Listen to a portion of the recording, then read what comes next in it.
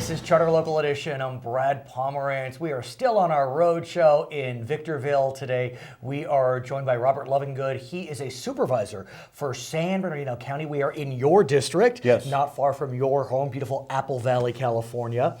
And I say that you're in jeans. I don't mean to embarrass you, but I think it's actually touching.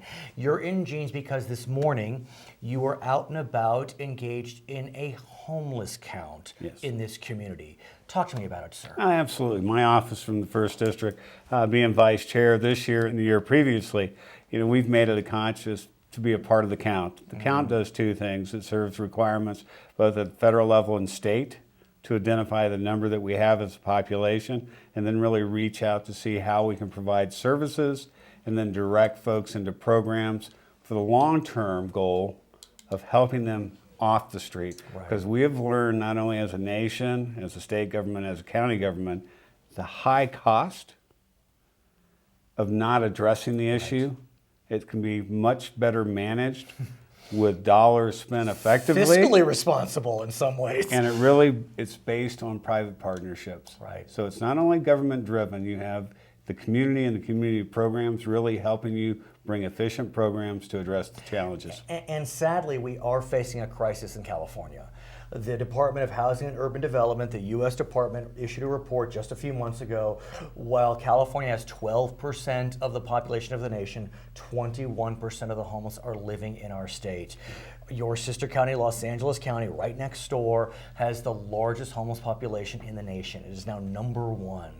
And so you saw it this morning. San Bernardino is not ground zero, but still, it's painful. It is. Tell me what you saw as you were walking around this morning in alleyways, in deserted, vacant lots. What did you see, sir? Well, I got to share with you. First, Please. when you see anybody in that plight, it's heartbreaking. You don't want to see anybody to go without. But I can say, as an improvement from last year, we had half the engagement. So we counted, over 20 individuals. We were at 10 when I left.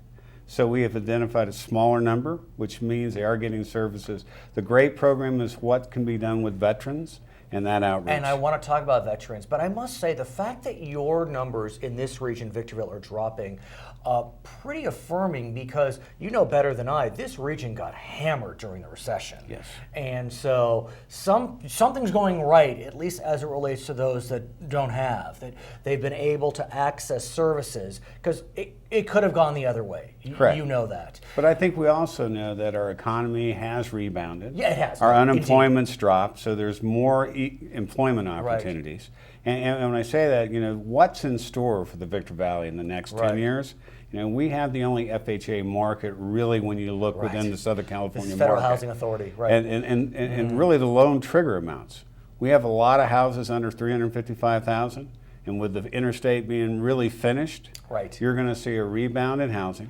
But how do you make sure that rebound is not too robust? Because you know what happened 7-8 years ago. That rebound, it bounced through the roof, and that's what caused a lot of the trouble.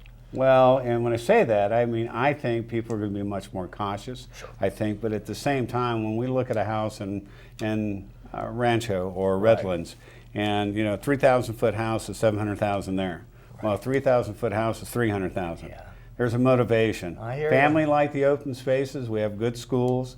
We will come back. It's a turnaround. But you're coming and back. I can share with you the next decade will be much better than the last two. I'm glad to hear. And we're positive. If I may, not to be a downer, but I do want to continue our conversation about the homeless. I know I jumped. Yeah, part of it, no, it's all good. Okay. Part of the challenge serving homeless is some don't want to be served. And so, I looked at the pictures. I could see, even with the still photograph, you were very respectful. Yes. Did they want to speak with you? Were you able to engage with them?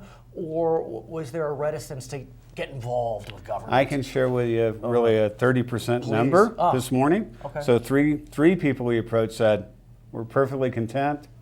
We've already been approached. We've already been spoken to. And by the way, I think it would be difficult to discern them from a person that wasn't homeless. Oh, how interesting.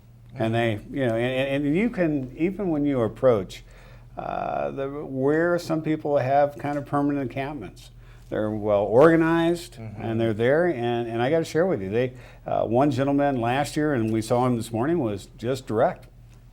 I'm good. I've been here for 33 years, and I have absolutely known any intentions of changing my life pattern. And so you look and you kind of go, I think it's three pockets. I think we have those that really have mental health challenges. Right. And I think with that is taking care of that, then I think you have substance abuse as a package.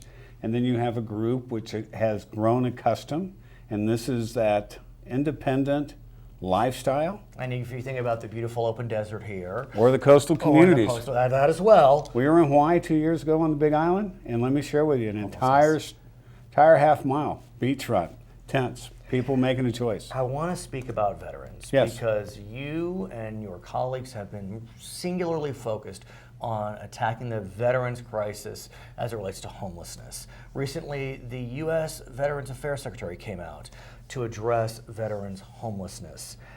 Very impressive what's going on in San Bernardino County. Between 400 and 500 homeless were identified. Explain the program that was adopted and how you helped those folks. Well, I can say we had the ability to administer both the state and federal program, which has been very proactive. Secretary McDonald, when he made his visit and came out, it was to congratulate us on the success of our program. That enables really to address those that have already served, offer their lives to protect us, and they're our veterans. So on a national platform, we're able to really reach and deliver benefits that we haven't had before. How? How were you The able? funding was made and the funding's in place. Okay. And proactively, and this is also an outreach of Sheriff McMahon's program, which is called Sheriff HOPE. of San Bernardino. Sheriff, our Sheriff of San Bernardino County. It's been a proactive effort to not only work, but to really highlight and focus on veterans. And what we have found is this: many of those that are disenfranchised, those that have actually seen combat, those that are suffering, PTSD, but they lack the technical training. So we asked the Secretary, and I myself was, what additional funding could Washington send so we can really focus on taking them not only off the streets, giving them that opportunity, but the training dollars are in place to allow them to succeed. It's interesting you mentioned taking off the streets, because I remember as I've covered this question of homelessness, there was a philosophy 5, 7, 10 years ago that we won't accept anyone unless they're clean and sober. And so what wound up happening is people couldn't get into programs because part of their challenge was they were addicted. Correct. Now, in California and otherwise, there's this housing first approach, you know about it well, where let's get them in and then we'll deal with their addiction. Right. And as I understand it, it's been a successful venture. Is You that know, accurate? and I can tell you, and there's great people in the sector. Right. If you look at the Brothers of St. John's, if you look at their program, which is very effective, really helping those with addiction, and their success is over 70%. It's remarkable. And that's a privately funded, private effort that we have to look for more of and help strengthen. We have many, again, private efforts within our community that are working hard to help those with addictions. And do you feel as if that government and the private sector nonprofits have figured out a way to work together collaboratively? I mean, when you get public-private partnerships that work, they're golden. Yes. But it can be hard to get them to work.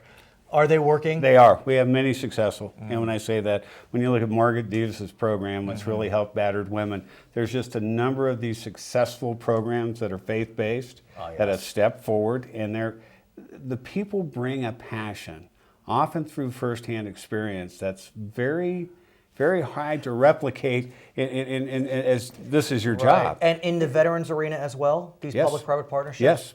Sir, I want to thank you so much for joining us. Thank you for walking around this morning and speaking to those that really appreciate your intervention. His name is Robert Lovingood. He is a supervisor in San Bernardino County. We are in Victorville today. I'm Brad Pomerance on Charter Local Edition.